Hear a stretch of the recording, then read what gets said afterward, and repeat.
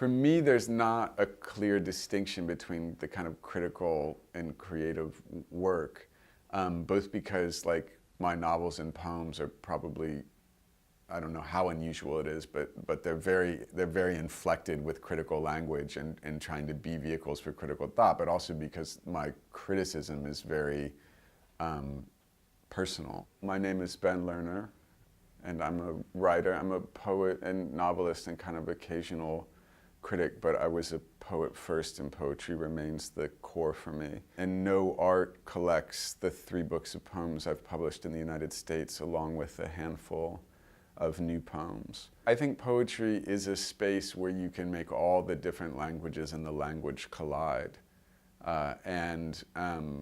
You know, I really loved the theorist Bakhtin, who used to celebrate the novel as this form. He celebrated what he called the heteroglossia of the novel, you know, that you could have all these different kinds of languages in the novel. And he thought of that as really specifically novelistic, as opposed to the poem, which he thought of as univocal, right? There's like one smooth lyric voice.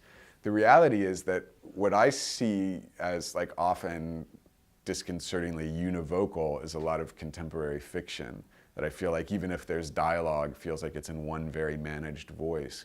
Whereas I think a lot of different kinds of poets in different ways are experimenting with poetry as a really heteroglot space. I mean, sometimes like literally having more than one language in the poem, or just showing the way that we're all tissues of different kinds of discourse. Because each of us has many voices, this is the way you can produce an authentic image of what it means to be, you know, to say I, that whenever you say I, you end up speaking like many different languages at once. I think that's one of the things that appeals most to me about poetry, is the way it can pressurize all those different kinds of language. I didn't think I would ever write any fiction. I just never even, I didn't write a line of something I considered fiction until I wrote Leaving the Atocha Station. But I think what happened for me is that the novel became a form that could assimilate all these other kinds of writing. So my first novel contains poems, both novels contain poems, contain kind of repurposed language from essays I'd written, in addition to containing, you know, kind of pure fiction, whatever that means. So I like having more than one genre, so I have different areas to experiment with, but I also like the way one genre, like the novel, can, you know, can absorb an array of practices and other arts. But I think for me, each genre becomes a laboratory for testing an idea, and it's nice to have like more than one space in which to test out an idea or a set of linguistic possibilities. So like in Mean Free Path, for example, in my 3rd book of poems, I'm trying to do this thing formally where the lines in a particular stanza can be read in more than one possible combination, that the reader kind of articulates the stanza into one or more set of possible meanings. And you could use that kind of language of the virtual and actual to say, you know, that's a tactic for defeating actuality. The poem never becomes a closed, finished artifact. It's suspended in this state where there are multiple, you know, possibilities of combination and recombination. And one way to talk about what I'm trying to do there is the resistance to a kind of closure, which would make the poem kind of merely succumb to time, to just being one kind of finished object. In the Lichtenberg Figures, which is a book I wrote when I was very young, you know, I mean, I started it when I was,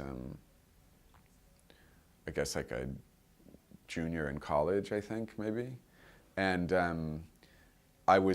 it was an early moment for me of having moved kind of from Topeka, Kansas to this fancy school on the East Coast. And I think part of what's happening in that book is I'm kind of experimenting with all the different kinds of English that I was, you know, around, like what I'd grown up with, or the new language of theory or literary language that I was starting to encounter. But one of the major motifs in that book is the tremendous violence of Topeka, a kind of masculine, unmotivated violence that I would associate with something like Columbine High School, you know, which happened when I was in college, and which felt inevitable as a kind of example of like what of this kind of nihilism that was in American kind of suburbs. A lot of that violence and the language of that violence and that kind of frightening disassociation is circulating through the Lichtenberg figures. In 1004, and in recent poems that I've been writing, I've been trying to think about the second person plural, which we don't, actually have in English. But that idea of being able to address not just a single, lyric beloved, but really to be able to imagine kind of addressing a social body. And it's not like I've figured out how to do that, but I do think pronouns are really interesting. Pronouns are sometimes spaces of incredible intimacy and sometimes spaces of great distance, like a voice just barely coming to you across, space and time. So for me, the kind of my wonder before pronouns is really kind of a key element of my thinking about poetry.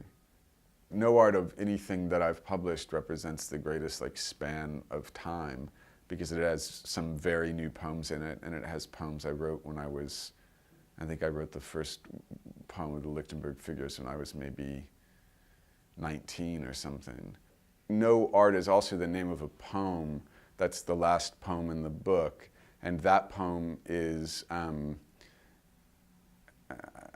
that poem basically claims, that poem is a kind of manifesto of the idea that love and feeling are more important than a kind of avant-garde proceduralism, and that we have to beware of kind of ironic detachment. It's a calling for a possibility of feeling in poetry. So when you see the title for the book, it might sound merely critical, but when you arrive at the end of the book, the title has a different kind of resonance. It has that line about, no art is total, not even theirs. Where it's talking about military technology at one point. So I guess I'm saying that no art starts as sounding very critical, and by the end of the book it's kind of revalued. And I liked the idea of a title that shifted across the journey of the book, if that makes sense. And I guess I think of it as all like one work, that there's a relationship between the novels and the poems, both in the sense that I recycle language and cannibalize ideas, and just in the sense that I think of the books as talking to each other, that they kind of form one long sentence. So I'm really happy that this book exists in England, where otherwise there were just the novels.